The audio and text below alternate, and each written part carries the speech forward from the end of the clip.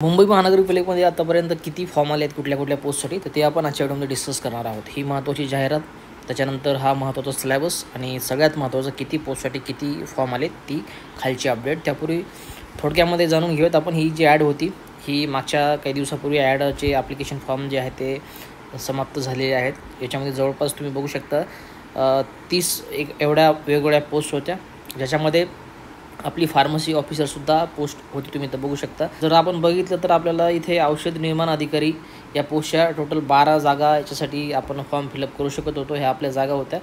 त्याचबरोबर महत्त्वाचं याचा जर आपण अभ्यासक्रम जर बघितला तर खाली तुम्हाला अभ्यासक्रमसुद्धा दिलेला आहे, जो की तुम्हाला मी नेहमी सांगतो की आरोग्य विभाग, DMERची एक्झाम आणि ही महानगरपालिकेची एक्झाम या सर्व एक्झामचा एकच सिलेबस आहे. फक्त काही फार्माकॉलॉजीमधील जे काही डिटेल पॉईंट आरोग्य विभागाच्या आणि DMERच्या कॉपीमध्ये मेन्शन केलेले होते ते फक्त याच्यामध्ये मेन्शन केलेले नाहीत. फक्त जनरल फार्मॅकोलॉजी अशा प्रकारचा एक पॉईंट मेन्शन केलेला आहे, ज्याच्यामध्ये तुमचं फार्मॅकोकायनेटिक, फार्मॅकोडायनॅमिक, तुमची bioavailability, first pass effect, factor affecting the bioavailability, absorption, distribution, metabolism आणि क्लिनिकल ट्रायल असेल किंवा ड्रग डेव्हलपमेंटची प्रोसेस असेल, तर हा सर्व सिलेबस तुमचा जनरल फार्मॅकोलॉजीमध्ये कव्हर होईल.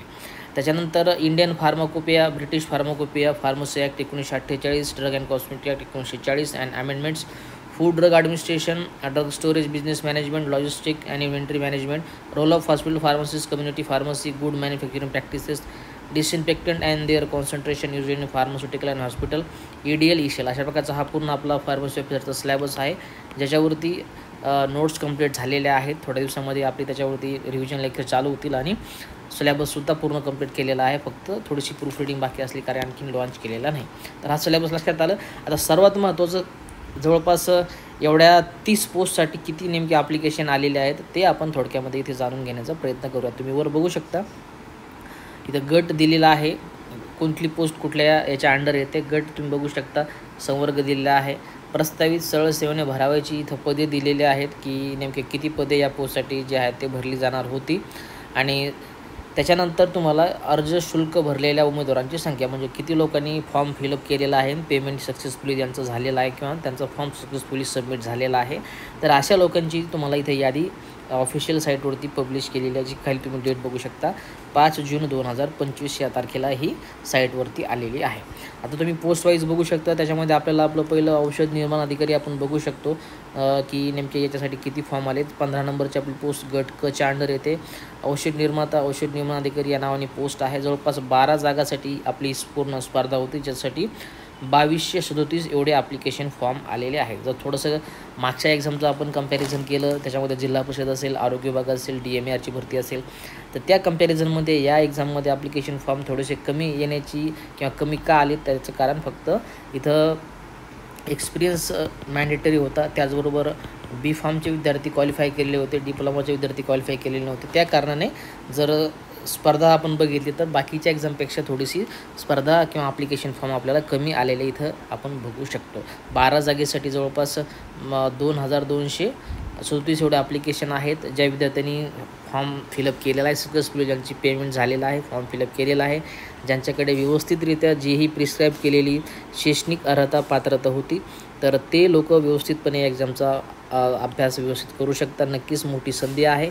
मागच्या एक्झामपेक्षा कॉम्पिटिशन थ्रूआउट कमी आहे पोस्टसाठी, त्याच्यामुळे व्यवस्थित जेही डॉक्युमेंट्स असतील रेडी केलेले ते व्यवस्थित आता केअरफुली पुन्हा एकदा चेक करून घ्या. महत्त्वाच्या एक्सपायरी डेट असतील, महत्त्वाच्या तारखा असतील, जेही ओरिजिनल डॉक्युमेंट आणि झेरॉक्स कॉपी आपल्याला 2 व्यवस्थित सीट तयार करून ठेवायचे.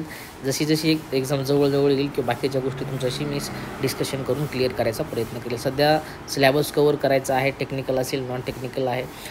जसं जसं पॉसिबल होईल तसं तुम्हाला त्याच्यावरती मी रिव्हिजन लेक्चर किंवा व्हिडिओ देण्याचा प्रयत्न करेल आणि स्टडी मटेरियलसुद्धा थोड्या दिवसामध्ये आपलं अवेलेबल होऊन जाईल. त्याचबरोबर आपल्या बाकीसुद्धा याच्यामध्ये पोस्ट होत्या गटकच्या. त्याच्यामध्ये तुम्ही बघू शकता बायोमेडिकल कनिष्ठ अभियंता असेल, उद्यान अधीक्षक असेल, सहाय्यक माहिती, वैद्यकीय समाजसेवक, डेंटल हायजिनिस्ट, याचेसुद्धा एवढ्या जागा आणि त्याचे एवढे ॲप्लिकेशन जे आहेत ते आलेले आहेत. आपल्या रिस्पेक्टिव्ह क्वालिफिकेशननुसार जेही तुम्ही ॲप्लिकेशन केलं असेल तर ती तुम्ही इथं ॲप्लिकेशन फॉर्म बघून घेऊ शकता. नेमकी तुम्हाला स्पर्धा कळेल की किती पोस्टसाठी आपले किती ॲप्लिकेशन आलेले आहे. तर अशा प्रकारची महत्त्वाची अपडेट होती. बाकी सिलेबस तुम्हाला टेलिग्राम चॅनल आपलं आयडियल फार्मसी कोचिंगवरती मी शेअर केलेला आहे.